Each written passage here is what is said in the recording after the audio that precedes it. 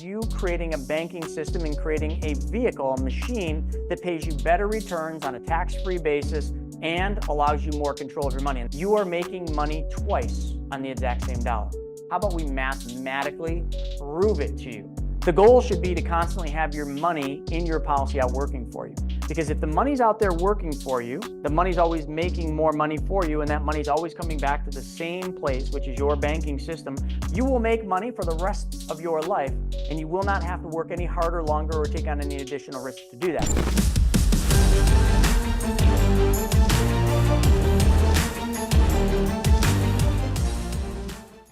All right, everybody, it's another week, another wealth webinar. Mr. Snaggy, myself, and a special guest going to be coming on today. But you know what? Every week we think about what we're going to talk about. And this week, I wanted to go back, not to the basics, but to the fundamentals of the infinite banking concept. And I really wanted to show you some first time. I want to show it. I want to show you what we've been doing.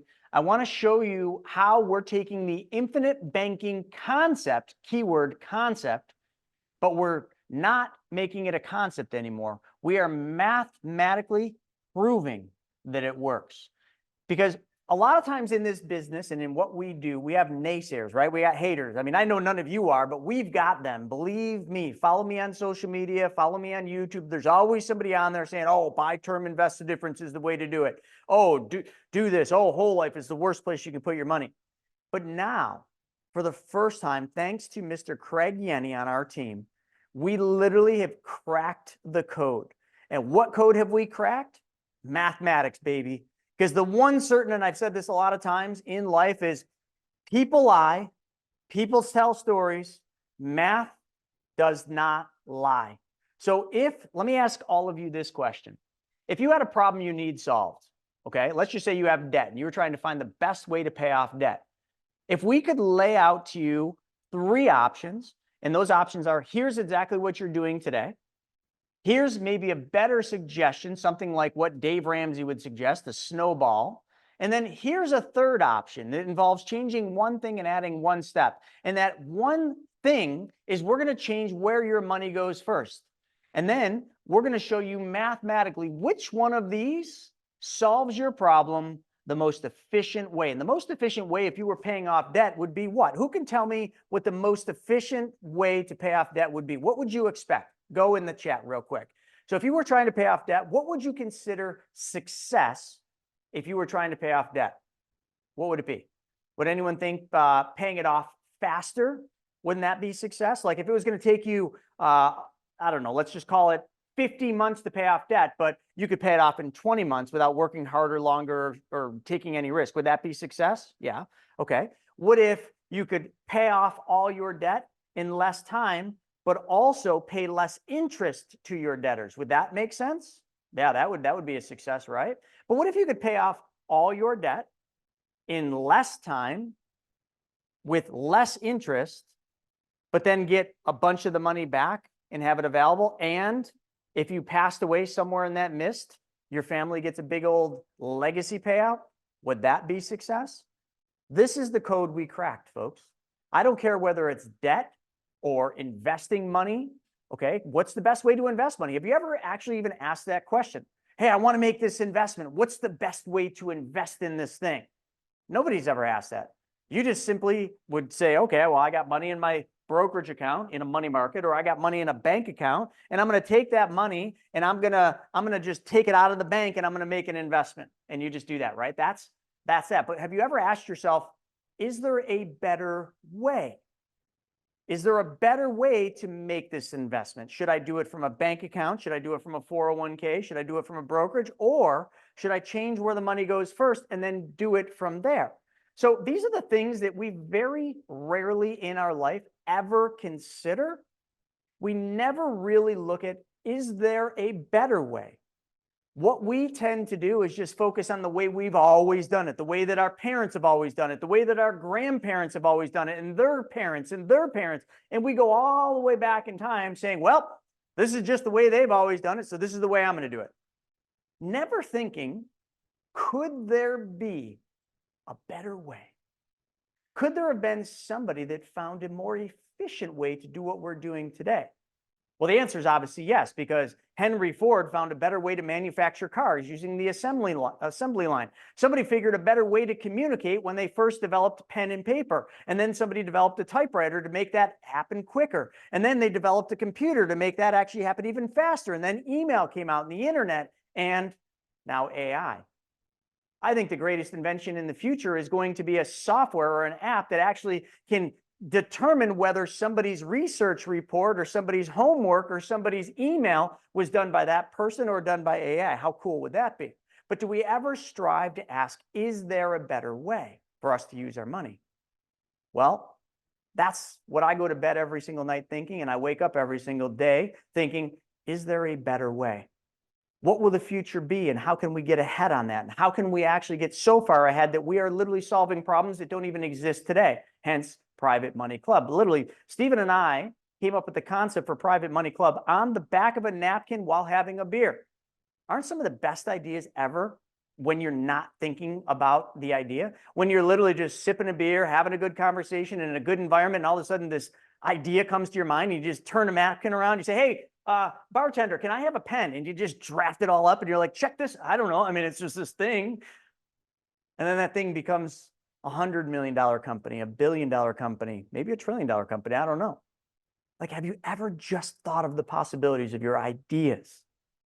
Well, those ideas always need to have substance.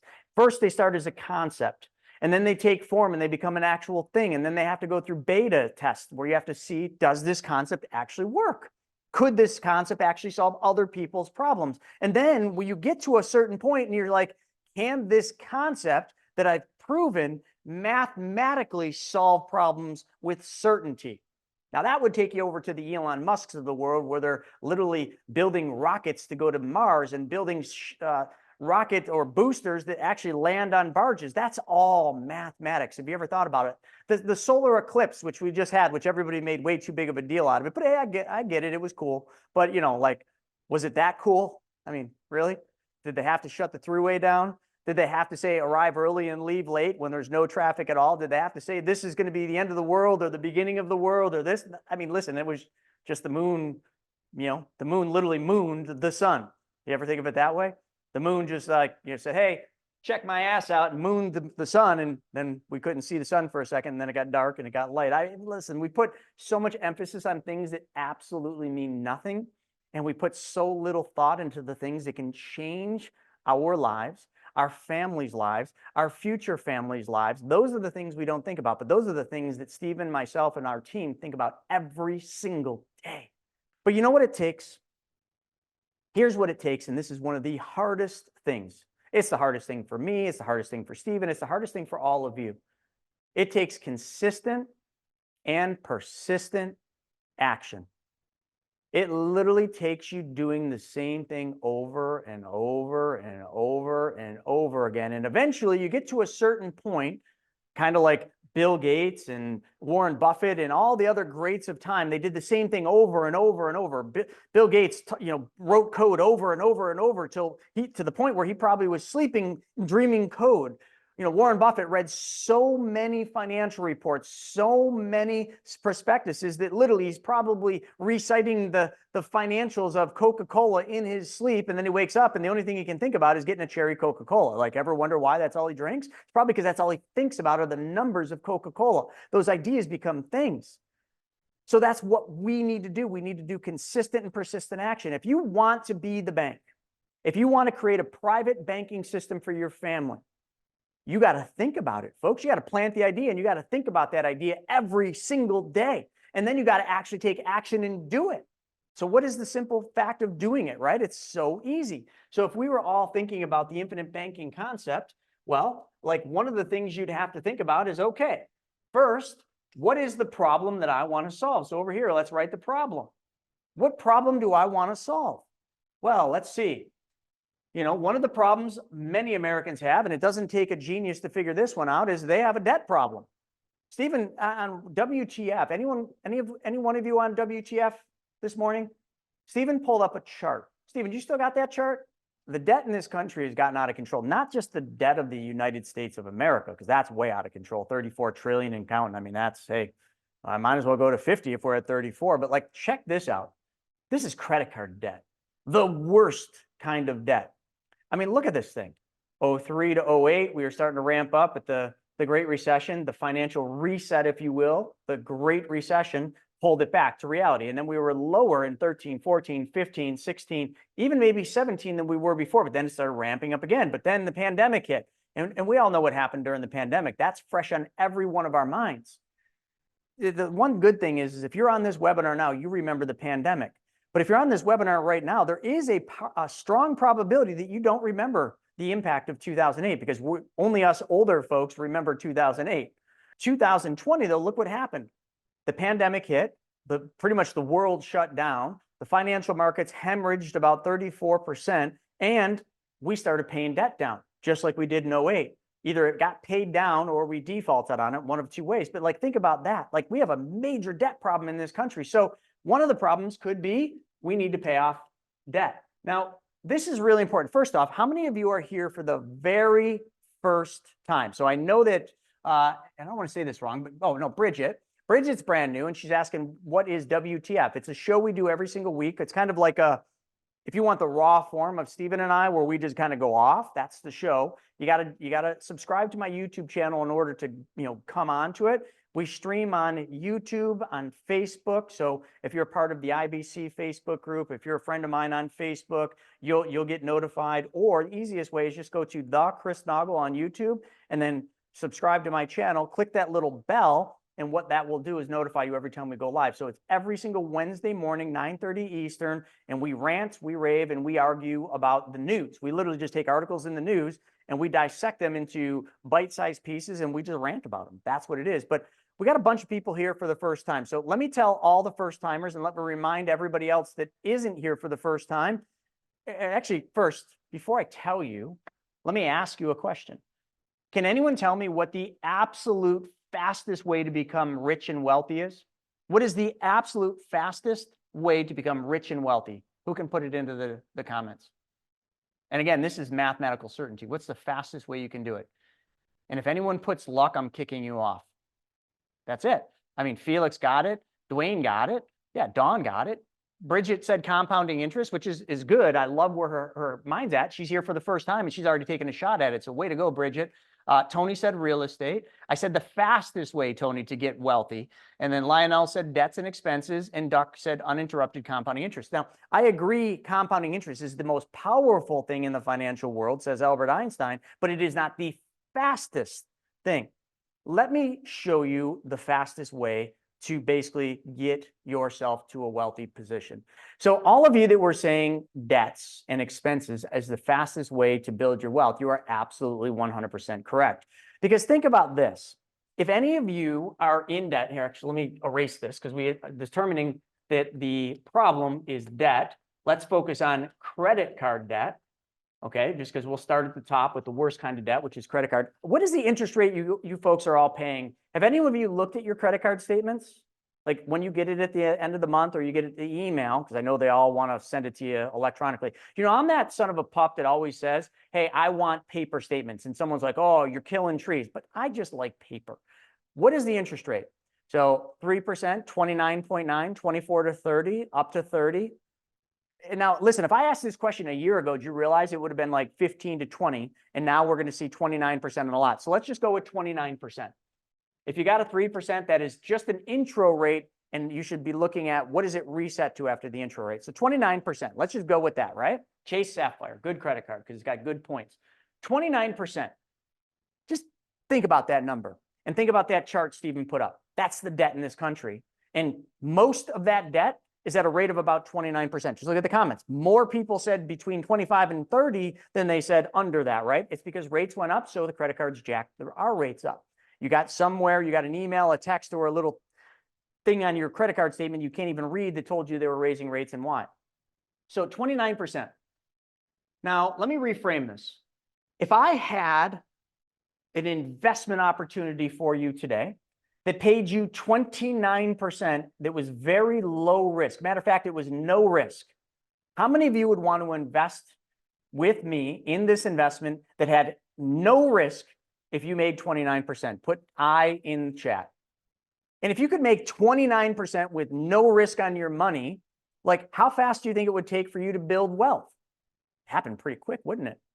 I mean, 29%, your money would be compounded. Holy cow, I'd have to start doing the math. I mean, if money doubles every 10 years at 7.2% and every 7.2 years at 10%, well, let's see, if it was earning 29%, how fast my money would double really freaking quick, right? So all of you are like, yeah, definitely. You would love that. Okay, so does anyone kind of know where I'm going with this?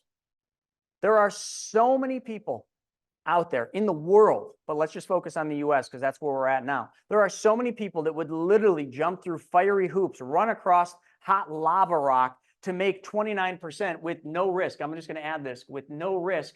They would jump through hoops to make this kind of a return with no risk. But all of those people would fail to realize that they could make 29% on their money with zero risk without having to find an investment like I just mentioned, because what I just mentioned probably does not exist. I have never in my life seen an investment that paid 29% that had zero risk. Has anyone else ever seen one? So let's get back to this. We have a debt problem. That debt problem is largely credit card debt. And credit card debt's at 29%. So if the fastest way to build wealth and become rich is through your own debts and expenses, do you see where I'm going? See, these people that want to invest at 29%, their money's probably sitting in a checking account, a savings account, maybe a high yield savings, or maybe a money market. This is where their money would be, and they want to make that money go to work at 29%. Great. Let me give you the easiest possible way to do this. We're going to take the money from your high yield savings, your checking account, your savings account, your money market, and you know what we're going to do? We're going to come over here and we're going to pay off the credit card. We just paid the credit card off. Great. Here's what most people in America do. They pay their credit card off and they don't do anything else. And then what happens? Can anyone tell me what happens when they pay their credit cards off? The next day they go out and start using their credit card again. And they start using it. Oh, this time I'm going to pay it off every month. And then the month comes, at the end of the month, there's just not enough money in the account to make the payment. And all of a sudden, back on the horse we go. We start climbing back up in credit card debt, right? True or true? So if we took one additional step, just one additional step in this equation, and instead of just paying the credit card off, what we did is we took that credit card payment, let's call it $500 a month. You were giving $500 a month away to, we'll call this Visa, to Visa every single month because they were charging 29%. And this was the minimum payment. This is what you were doing. Does that sound familiar to anyone? I'm sure some of you have a friend that's paying $500 a month minimum payments on their credit cards and they're getting nowhere. But now they paid their credit card off, so they no longer owe the $500. Most people stop and then they go blow the $500 somewhere. That's not what you're going to do. You're going to take this $500 a month. You are going to set up a bill pay. I think by now, I'm safe to say that everybody understands what a bill pay is, right? I think all of you know what bill pays are. You're going to go in and you're going to set up a bill pay, okay? And every single month, that bill pay is going to have your name on it, okay? So I'm just going to write you, me, and it's going to have, in this case, $500. It's going to be a check with your signature. And then down here, it's going to say, get rich. That's all you're going to write. So every single month, your bank, this bank, is going to literally send you a check for $500. And at the memo, just as a reminder, it's going to say, get rich. And what we're going to do is we're going to take that $500 a month and we're going to put it back where it came from. We're going to put the money back where it came from. What was your return? You were giving away 29%. So did you not just make, actually, we can't say you made, but we can say you recaptured 29%. Not only did you recapture 29% return, you recaptured $500 a month. That's $6,000 a year. You now have $6,000 a year going back into your bank account. But here's another thing. Can I give another scenario? Most people, when they do this, they're not trained enough to not go waste and blow this money. This checking account that most of you have and that I also have, it might just as well be called a black hole. Because how many of you are like me? Any money that goes into your regular checking account, the one you pay for your groceries and going out and dinner and all that stuff, how many of you at the end of the month, there just never seems to be much money left in there, right? No matter how much you try, there's just not much money left. So here's what we've learned. And I didn't actually come up with this. A book called Profit First did. Here's what we learned. If all you did is you go to that same account, that bank account, and you open a second bank account. but do no debit card. Okay, you're not allowed to have a debit card, and heck, don't even get checks, no checks. You're literally going to create this account for one purpose only, and that one purpose is this $500 a month you used to give to Visa. You're going to put that $500 a month into this account every single month.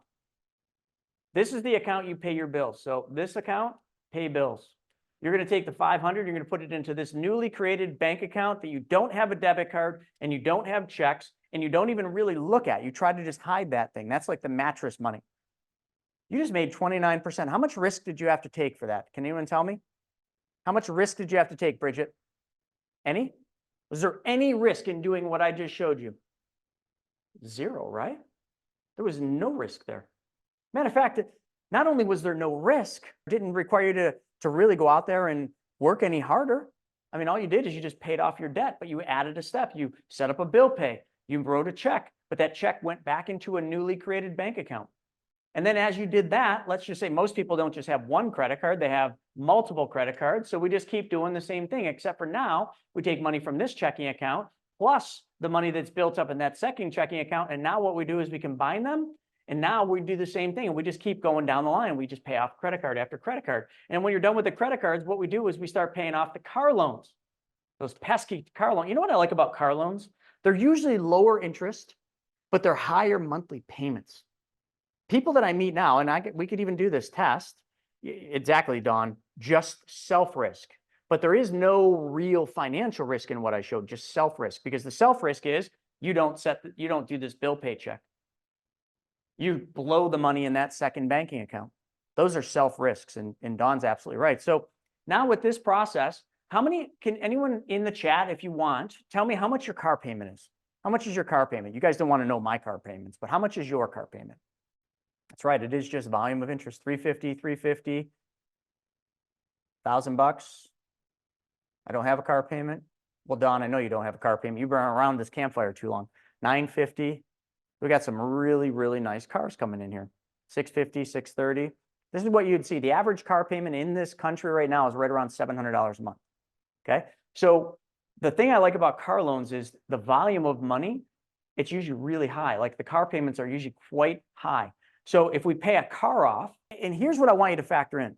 Stop looking at the interest rate on your car loans because you're like, oh, well, it's only 3%. Like, why wouldn't I just continue paying it? Start looking at the volume of money that you're giving away, the volume of money that's leaving your family. You want to get wealthy, you want to get rich, you got to not only understand how money works, you got to not only take control of your money, but you got to also understand it's not always about the interest rate, it's about the volume of interest. Okay, controlling money is just as much about the volume of interest as it is about the rate of return you're getting on the money. So if $700 is leaving your family every single month because you think your car loan, you shouldn't pay it off because it's only 3%, well, pay that thing off. Pay that thing off because now we add $700, even if it's only 3%, but now we paid off a credit card at 29 and we just added 3. So this is how you do the math. 29 plus 3, now things start looking a lot better. Now you got 32%. You're like, holy crap, I'm doing really well. And you just keep going down and you just keep adding them out and averaging them out. But now you got not $500, now you got $1,200 a month. It starts making a really big difference in your finances. But everything I just put up here is pretty conceptual, isn't it? Like it's just a circle on a piece of paper. So let me show you what we've done and what Craig's done, actually. I want to give credit where credit's due. Yeah, the car payments are nuts, Norma. So this is what we call the debt blaster. This, to us, is the future, hands down, because this, to us, shows mathematical certainty. And let me tell you why. So right here, the debt blaster is this is what we do for all of our clients. Every one of our clients from here on out through the Money School, BYOB, and Money Multiplier, if they start with us, this is what we are going to create for every one of them. Might not be a debt blaster, could be a gains projector, could be a car finance calculator. We have all sorts of tools, but this is the main one I wanted to focus on. And in this first snapshot, this is a graph. And why do we do graphs? Because people like pretty pictures with pretty colors. All right, so we got premium deposits. And I think all of you know that we're not going to be talking about using bank accounts. We're going to be talking about you creating a banking system and creating a vehicle, a machine that pays you better returns on a tax-free basis and allows you more control of your money. And that machine happens to be a specially designed whole life policy. So when you see premium deposits here, those are your savings dollars not going into a savings account, but going into a specially designed whole life policy that we create for you. So these down here are your savings, okay, in orange. So you can see this person did a dump in. So they probably did a dump in of 10, I don't know the number, but let's call it 10 grand, and probably a couple $100 a month is what they were saving. So that's your premium deposit. Then what we're going to do is we're going to lay over your debt balances. So for this person, they had probably $70,000 in debt, which I'll show you that in a second. But you can see the debt. How many of you want your debt trajectory in the future to look like that line right there? You don't want your stocks to look like that, but you want your debts to look like that. Yeah? That's what I'd want. I'd want my debts to go down like that. So that's your debt balance. Then over here, the green represents your cash value, your available cash value. But one thing I want you to take note is, see, in the first 2 years, we don't have a lot of cash value. Like, it's not like, wow, look at that cash value. In the later years, it is. So I want to preface this. In order to create your own banking system, it's no different than if you wanted to actually open your own bank. Like, you'd first have to buy the land, which would be money laid out. Then after you bought the land, you'd have to build a building, or at least buy a building. Okay, that's money laid out. Then you'd have to spend money on personnel and money on marketing and money on whatever things a bank does to actually get people to actually want to deposit money. But then once you bought the land, built the building, hired the staff, paid the money for marketing, you'd start having depositors depositing money, right? But it would have taken a couple years to get to that point. Every single business you will ever start is going to take a couple of years to ramp that thing up and actually start making money. So building your banking system, we don't need a bank. We don't need land. We don't need to build a building. We don't need to hire any personnel, and we don't really need to do any marketing. All we need to do is apply a process, but that process is not going to be financially lucrative in the first couple of years. Fair enough? But after the first couple of years, as this graph shows, you will make money for the rest of your life, and you will not have to work any harder, longer, or take on any additional risk to do that. How many of you would give up a couple of years so that for the rest of your life, you have a tailwind behind your money? Your money continually grows. Well, this is what people said earlier about building wealth. They said compounding interest. Exactly. See that green? How many of you want your 401k balance to look like that? And what if that 401k balance grew just like that, guaranteed? Would you be psyched? How about your stock portfolio, your brokerage portfolio, your financial advisory account? What if that's what it looked like? And notice how there's no dips in there. It never has a dip like the debt did. It just goes up and up and up and up and up. Yeah, that's what you want your 401k to look like. Well, you know what this is? A stupid whole life policy. I should add a specially designed whole life. But so that's your available cash value. And then over here are policy loans. So in the beginning of the policy, the reason it doesn't show any cash value is we're using that cash value. There's cash value. The policies we design will have cash value available immediately in the first 30 days. Anywhere between 60 and I would say about 80 to 85% with the way we design them, available immediately in the first 30 days. But we're not going to look at that as this green line, because that would be a false representation. We're going to look at that as policy loans, which are the green, or I'm sorry, the blue.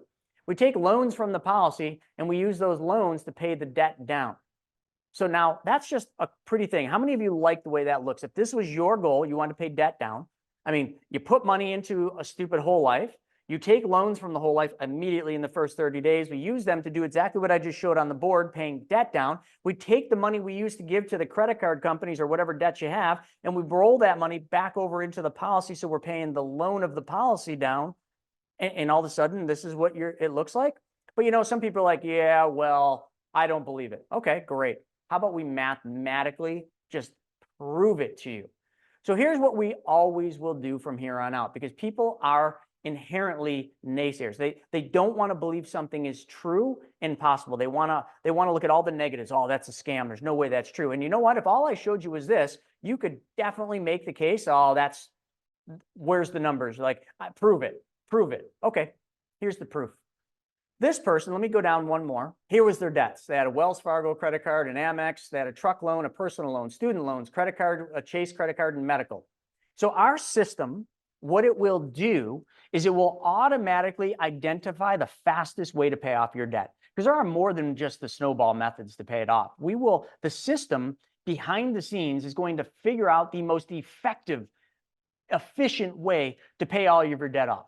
And we're going to put that in order, which for this person, this is the most effective way to do it. And here's where we eliminate human error. This is just math, folks. Mathematical certainties. So mathematically, this is the fastest way to pay off this person's $100,000 in debt. And if we paid off that debt, and one thing this software should do, we'll make a note to Craig, is to do the average interest rate that you're giving away, but 29, 27, 8, 7, 6. I mean, and then see here, this credit card is 0. How many of you would actually pay off a 0% credit card? Would you do it? Would you ignore the rate and understand that the volume of interest or the volume of money you're giving away is more valuable than the interest? 0%, 0% loans. Yes, we want to pay them off. I'll agree with Dave Ramsey, maybe for the first time, that debt is bad no matter what the rate is. But it's not just debt is bad because of its debt.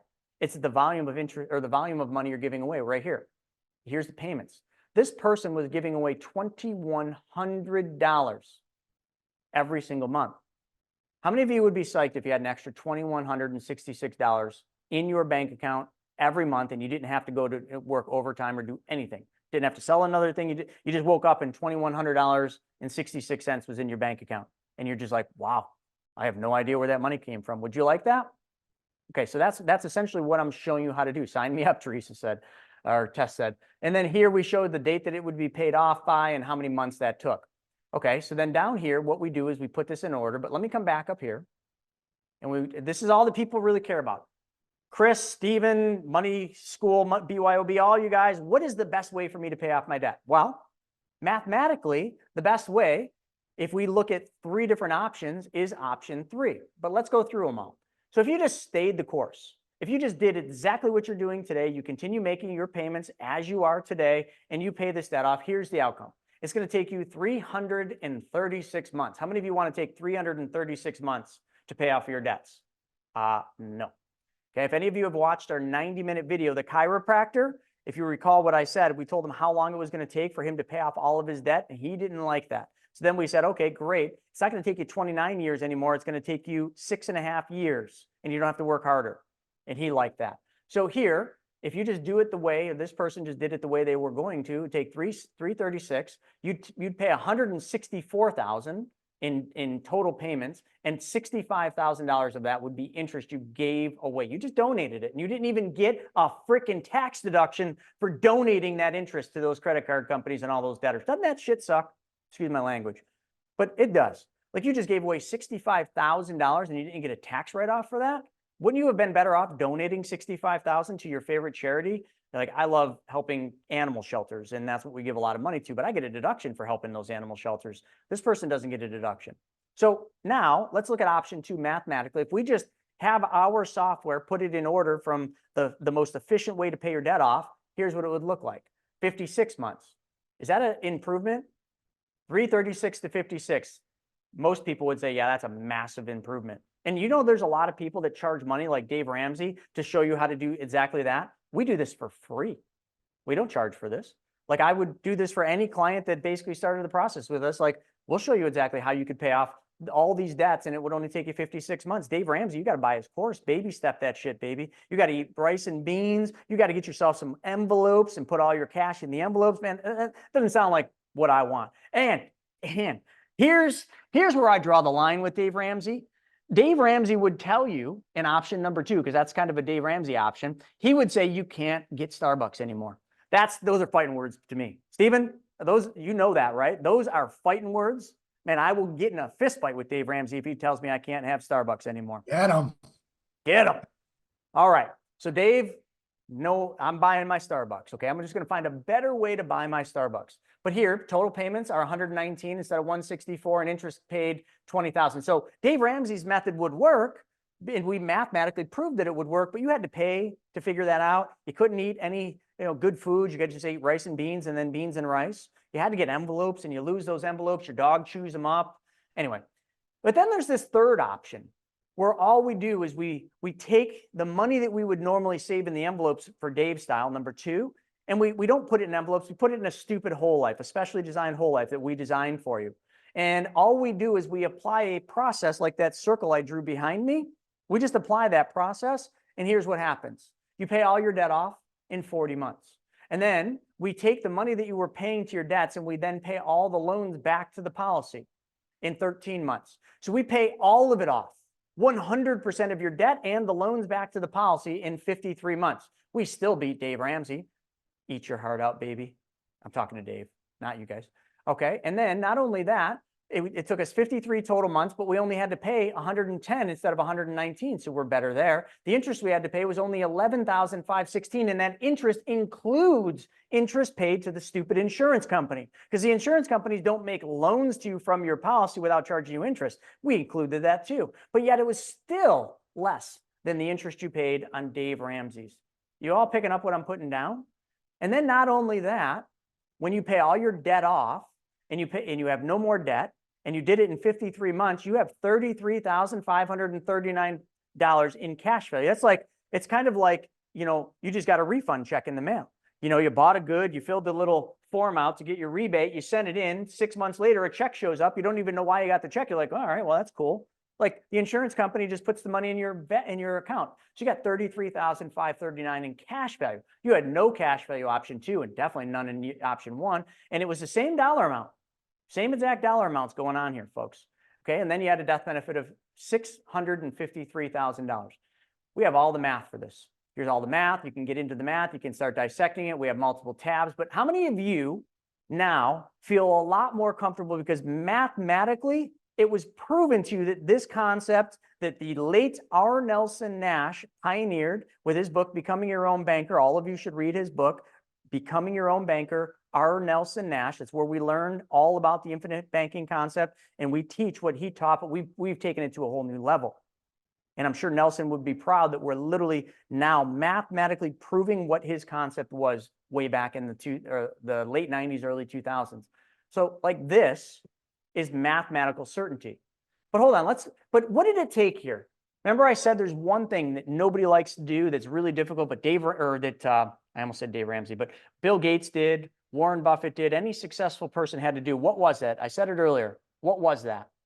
What did all of those people have to do in their trade to be who they are today and have what they have today? Well, Don, I love that. Yes, they had to create. They had to have that valid idea, that important idea, that worthy idea in their mind. But what else did they have to do once they got the idea? Consistent and persistent. Darn right, Craig. They had to be consistent and persistent. What I just showed you requires you being consistent and persistent. And here's the hardest thing. It requires you to be honest with yourself. I don't care if you go out and lie to everybody else, but you got to be honest with yourself. If you're going to be your own bank, you cannot steal from your bank. You got to be an honest banker. You can't steal from your bank. This system only works if you are honest with yourself. Everybody understand that? So that's the first one. But hold on, let's have some fun here, because did everybody like that? And does everybody like the fact that we don't charge you anything for that? Nothing. Steven might charge you. He might be like, hey, I got this great thing. It's called the Debt Blaster. Yeah, my buddy Craig invented it. But hey, you can have it right now for a low price of $1999.99. Right now, only now. You got to buy it right now, right, Steven? Hey, I pushed for the $19.99 a month subscription model to use these tools, and Chris decided to give them away for free. So here we are. I love it. All right, well, let's have some more fun. Did everybody like that? Can I go one more round? Breaking news, this just in. Are you sick of having your money lying around not doing anything? Well, we've got the solution for you. PrivateMoneyClub.com. Back to you, Chris. The other thing that I know to be certain is that a lot of you are going to buy things in your life. Some of you like boats. Some of you are going to buy cars. I'm a car guy. Some of you are going to buy new houses and rental properties and invest in, I don't know, whatever. You're going to buy big purchases, right? So what if we just wanted to mathematically find out the best way to buy a car or a boat or a plane? And here's what we did. Craig created this. This thing's genius. I can't even fathom how much time Craig Yenny has put into each one of these things. I literally I envision Craig like sitting at his desk for like 12-hour stints with coffee and Red Bulls, just building these. And this is just algorithms. This is like that Bill Gates stuff. Imagine like back when Bill Gates was a kid. And I know some of you don't like Bill Gates, and he's not my favorite guy, but he's a very recognizable name. And all of you know he built Microsoft, but he did it because he had access to a computer terminal, and he sat there day in and day out just typing code, typing code, typing code. I envision Craig doing that. So major purchase planner. So you're going to buy something major. Let's just use a car. I think this is a car. And you want to know the very best way to do that. Well, wouldn't it be cool to know mathematically what the best way to do something is? So that's what we did. Now, I'm not going to go as deep as I did with the last one because it's the same algorithms and the basic same look. But basically, here's your loan analysis. Here's the loan balance, cumulative loan overpayments. Here's the math behind it. So let's just look at the math. And then we got the pretty graphs. So in this particular example, I think this is a car, or maybe multiple cars, I think is what we're doing here. So what we're doing is we're using this tool to show you that using a policy, a stupid whole life, yep, that specially designed whole life, to buy a car, and using the process called the infinite banking concept, that circle I drew with the debts, by using those two things, is this the best way to buy a car? Well, again, this is just a snapshot. This tool is not ready for the public yet. I want to be honest. Like it's going to look very much like the debt blaster. It'll give multiple options, but this one is just a snapshot. And I think I'm saying that right. Craig, correct me if I'm wrong. This is buying 2 cars. So what we're going to do is we're going to take money that would normally sit in a bank account. Let's say you're going to buy a car, a boat, or whatever you want, and you're going to save up money so you can then go buy the car. That's what we're doing here. So this is saving money. So this person dumps in $32,000 because that's how much money they just had in a stupid bank. And then each year they save $500 a month, or each month they save $500 a month, $6,000 a year. And they do that. Well, here's the first car over here. We take a loan and we buy a car here. And then we buy another car for $50,000 here. And this one basically just breaks it all down and shows you what is the net impact. Well, just to make this easy, because I'm running out of time and I've got a really cool opportunity and a guest coming on to talk about something fun.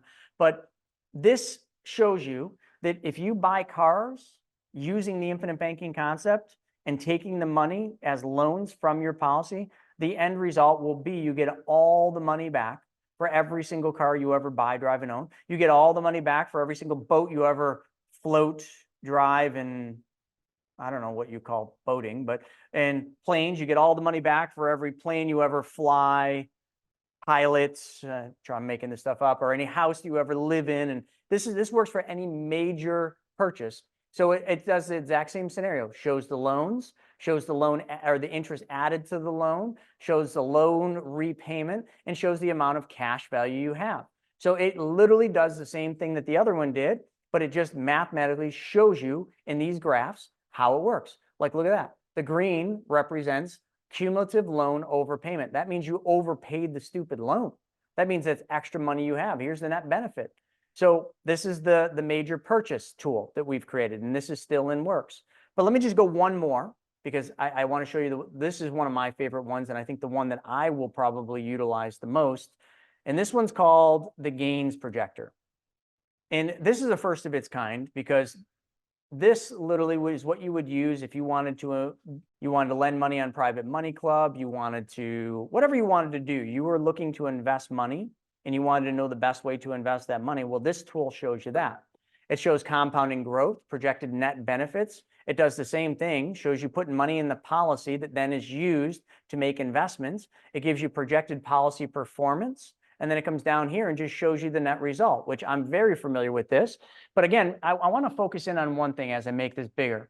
I get really excited about this, but I also understand something, that it takes money to make money and it takes time to make money. There is no get rich quick schemes that work. So right here, the first year of doing this particular scenario, and this is an investment that pays 10%. We can put any rate of return in there. So this is just one that takes $10,000. So, and up here, these are all the numbers. So we dump in 50 grand, put 10 grand into the policy. We take a loan for 50. So you can see we can't use all the money. And in the first year of doing this investment, making 10%, after the cost of policy, okay, so the cost of insurance, and after the cost for taking the loan, the first year we actually lose money. The first year is always the most inefficient year. And the reason for that is 2 things.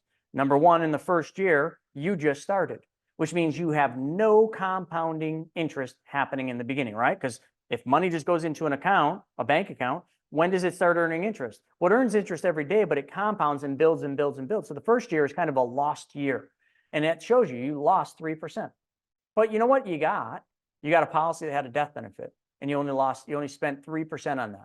Then over here, the second year, we broke positive. So this is positive year 2. And then year 3, we made 5.63. So in this one, you are effectively not super successful for 3 years. All of you are going to have to swallow that. You're going to have to understand that that's the hard fact of this. And that's the pill you got to swallow, is that for the first 3 years, this is not going to be efficient in most of the plan designs. Some of them, we've actually built them where they're efficient in year 2, but some of them are not. Okay, and this is only showing 10%. What we're going to talk about in a second is a better return than 10%. But look at this. By the time you hit year 4, you've made 12%. And remember, this is all just putting money in the policy first and then using the policy to fund the investment. Then you make 18. Then you make 25. Notice the return on the investment never changed. The return has always been 10%. So if you did this from a checking account, yes, you'd make more in the first 3 years, but you'd always only make 10% if that's what your investment did. But you see here, we're making more than 10. We're making 12. And then we're making 18 and 25 and 32 and 40 and 49. And, you know, I could just keep going straight over. But this is what you all have to understand. You are going to have to give to get, but the get is so much better than the give. I mean, come on. What if you went to your advisor and said, yeah, I got an investment that's paying me 10%, but I made 40? Would they even know what you're talking about? They'd think you've taken like some happy pills or something. They wouldn't know what you're talking about. And you just would say, it's compounding interest. You should understand this, Mr. Advisor. Okay, so that's all this is. This is the effect of compounding interest, because every dollar that was put into the policy from day 1 to day 121, every dollar that you put in up here is still earning uninterrupted compounding interest. So you, after year 3, you are making money twice on the exact same dollar. You're making a spread on the money that you put in because it's never stopped earning interest, but then you're making the 10%. So those numbers that you're seeing are the combination of the two. We have just now, or Craig has just now, done this report to mathematically show you what that looks like. And here's your projected policy performance. So projected cash value is the green line. Premium deposits, see, here we go, inefficient in the first 2 years. Not really, but inefficient in the first 2 years, shown with taking loans. And then the orange is the cash value growth. But here's how much money you make. I mean, that is what you want all your investments to look like. Consistent and persistent growth. Well, that only comes from consistent and persistent actions. So with that being said, I'm done showing off our new tools. But again, I want to preface, those are free to all of our clients.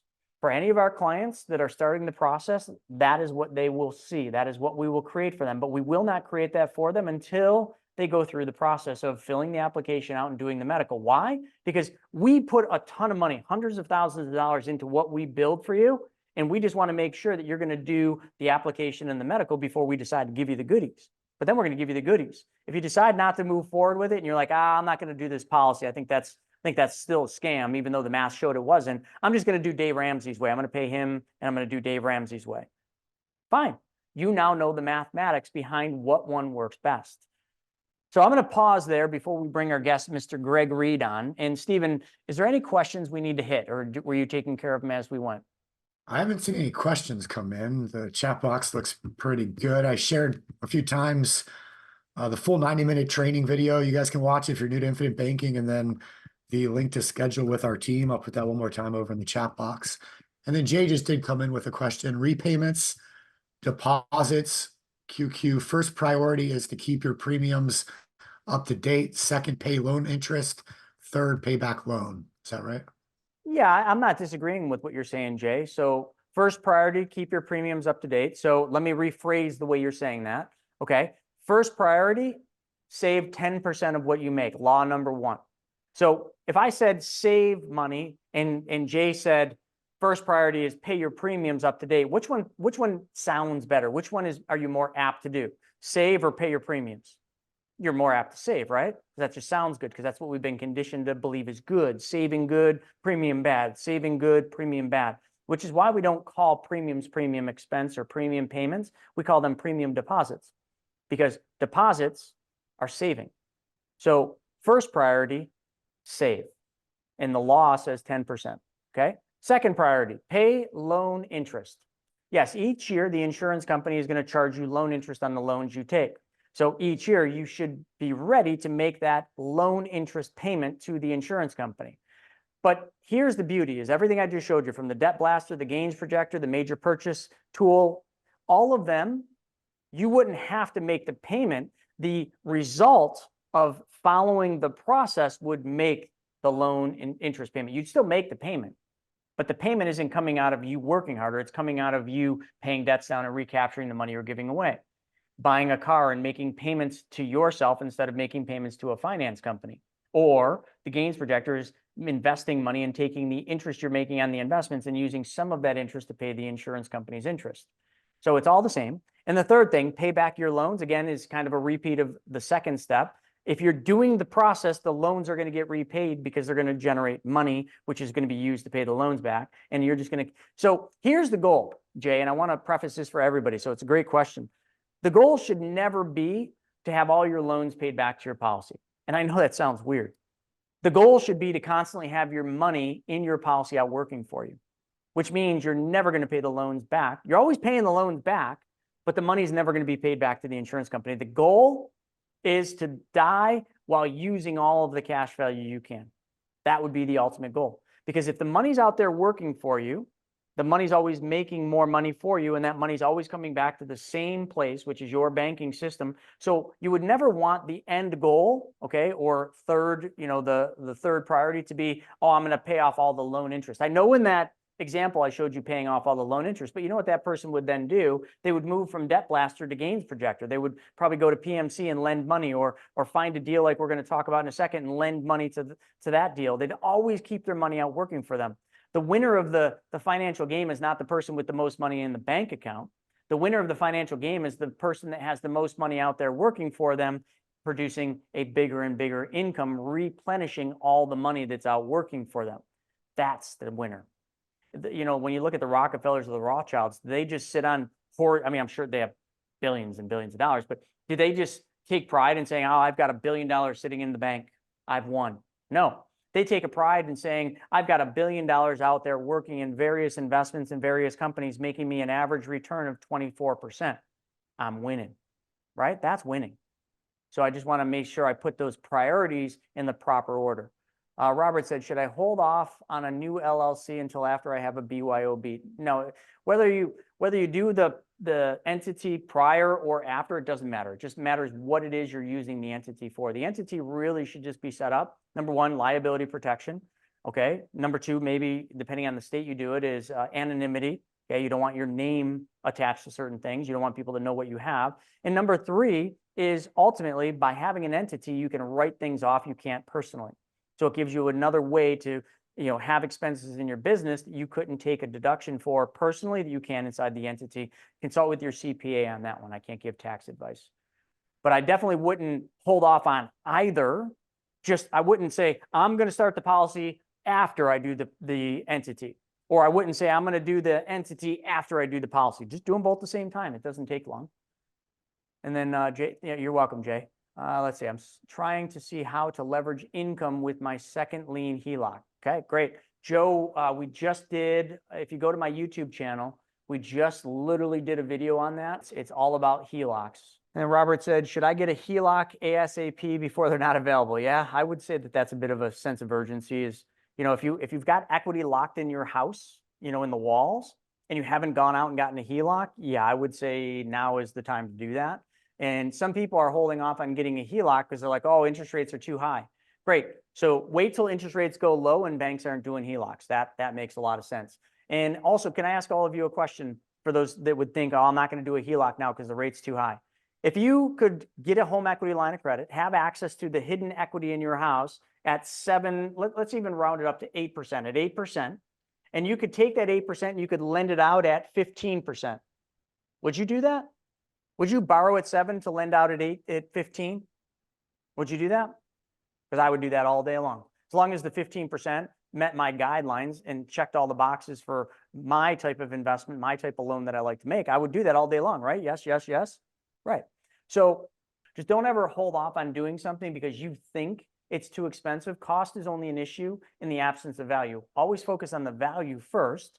So let's just say the value is a 15% deal that you want to get in on. And then the cost is 7%. Does the cost matter if the value is 15? Not at all. But people will always put the emphasis on the cost and not even understand the value when it's backwards. Find the value and then determine what the cost is to obtain that value. Because without the home equity line of credit, can you take advantage of the 15%? Maybe not. Maybe all your money's locked up in your house in equity and you want to do an investment. So the cost is only an issue in the absence of value. The value at 15% is far greater than the cost at 7%. Stephen, would you agree with that? Yeah, absolutely. Whoa. What happened? Frozen like a thumbs up. I think that about covers it. We'll see some of you guys Thursday evening in Orlando for the experience. And Oh if my you're not gosh. Yeah. there, Let me just riff on that. Yeah. I don't know why I keep forgetting to talk about this. So tomorrow, Shauna's already there and Drew's leaving today, but I head to the airport tomorrow morning, and tomorrow is our experience mastermind. And it's in Orlando, and we have been working real hard the last month on like the different activities and the different experiences that we're going to be on. So there's two different masterminds in my opinion that I've gone to, and I'm just gonna go to speaker mode because I want to kind of show you this. There's two different masterminds, and there's pros and cons of both. But there's the mastermind that you go to where you go into a hotel lobby or some event center and you sit there and you listen to speaker after speaker after speaker, and then you got lunch, speaker after speaker after speaker, and then maybe you go out to dinner after, right? That's one style mastermind. Nothing wrong with that if that's what you're seeking. But then there's the experience or the mastermind that you go to where you spend very little time in the hotel room and you spend all your time out doing amazing, cool things, swimming with dolphins, okay, going in as a group, watching pianists duel it out, and all sorts of amazing things that you would not be able to normally do in your life, but you're put into a situation because you're part of an event, and that event's sole focus is the experience. And the experience lives on with you for the rest of your life, kind of like what we were talking about with Greg Reed's deal. Like that's an opportunity that lives on with you. With this mastermind is an experience that you live on with. Now, what I've found from my personal journey is the masterminds I've gone on, where we've gone out and done things like fly fishing or zip lining or bungee jumping or river rafting, or I could just keep going on all the things that I've done at the different events I've done. I remember that I vividly remember the conversations with the people that I was with on those experiences. I don't hardly remember any of the conversations I have when I'm in an event, when I'm just in a big room and on lunch, I'm just exchanging a quick conversation while I'm eating. I don't even remember those, but I never forget the experience of, well, let's use bungee jumping. When I'm sitting up there with other people that are in the group and we're talking about our fears, we're talking about the excitement about it, but the fears that are with us. And then you do the jump, and after you both just accomplish something that you normally never would have done, and you just never forget those discussions.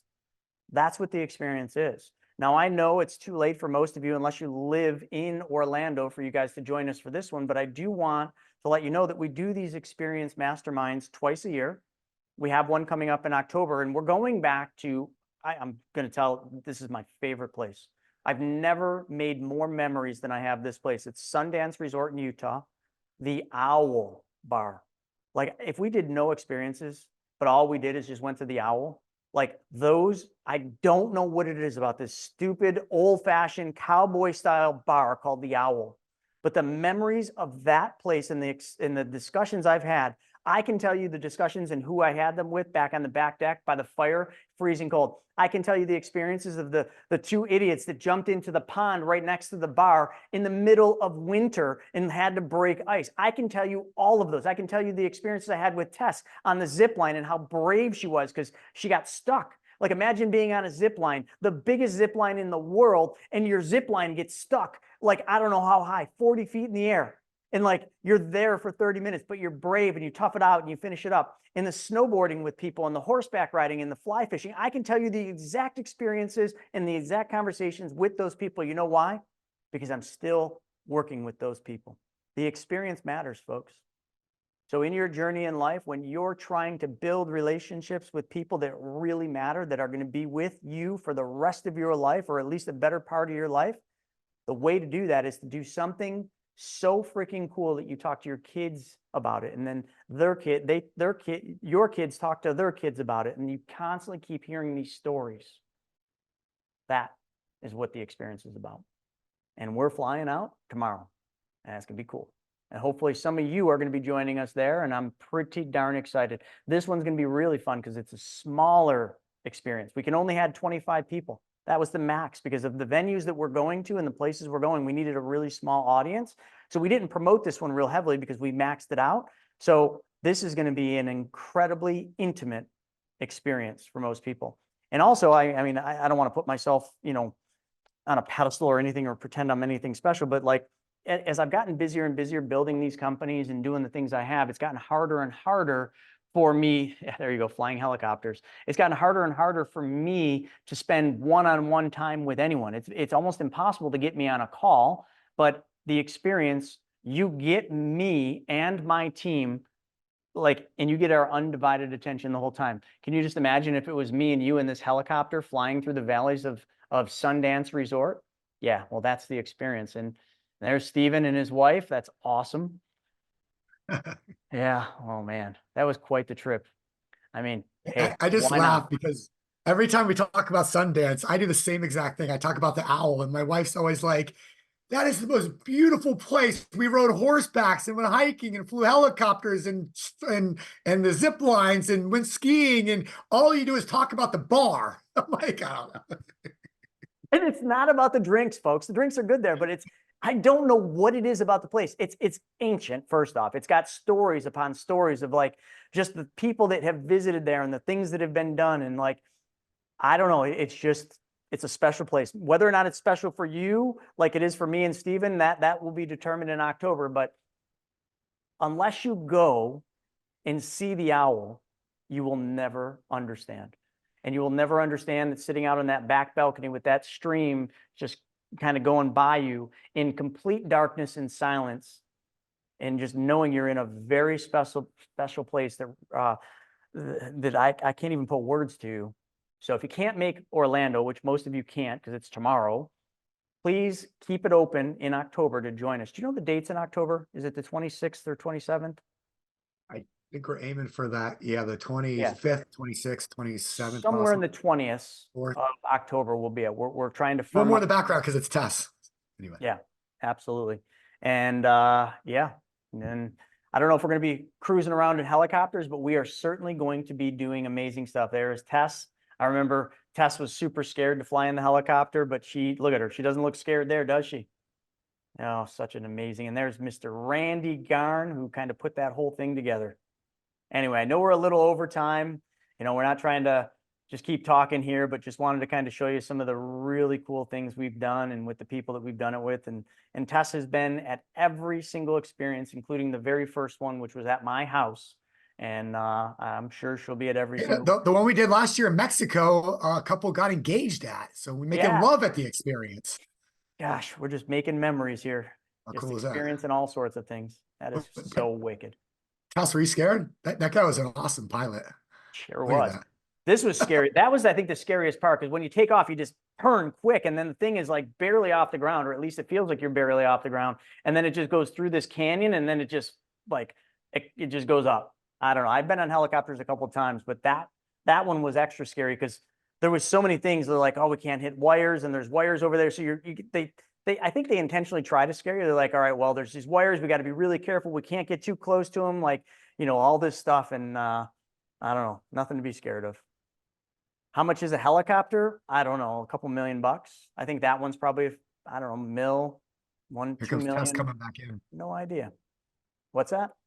So here comes Tess coming back in. I got videos of everybody. It was fun. Not scared anymore. And the walk in to where we did this helicopter thing was awesome. It was a long walk. But and I remember, I think me and you, right, Steven? We ran back. Yeah. Like we ran the whole thing. Jogging. That's Yeah, right. we jogged it. There it is. There's Mr. Aaron. What a time. There's Shauna in the background snapping some photos. Where will the experience in October be? Robert, it'll be at Sundance Resort in Utah. The home of the owl. It's the Robert Redford's place. Pretty cool. Very cool. All right. Well, with that, folks, I know we've went a little bit over time. Hopefully you enjoyed that. Hopefully you enjoyed, you know, hearing about Greg's new vision and his journey. It's just been a really fun day. So I want to say thank you again to all of you and give an extra special shout out to all of our military men and women, our veterans and our first responders, and also a big shout out to all of you who are in logistics, our truck drivers, or anybody else moving the goods and services across this country to make this country what it is and to make sure that we have just the best life. And it all goes back to every single one of you and the protection of our freedom and the ultimate sacrifices that our military men and women give up so that we can live in this amazing country called the United States of America and enjoy these freedoms. But with that being said, thank you all for joining us, and we will see you probably at 4:30 this afternoon for the Ask Me Anything happy hour. Till then. All right, so I hope you guys enjoyed that episode. We're putting up tons of them, but I think if you like this one, you'll probably like that video as well. Not only that, I've got a book that I created, Mapping Out the Millionaire Mystery, where we actually show you what the wealthy do in the game they play with money. I want you to have that for free. And if you want to know about all my new videos coming up, click that alert button. Actually, smash that alert button, and you'll be notified every time we put a new video. So we'll see you on the next episode.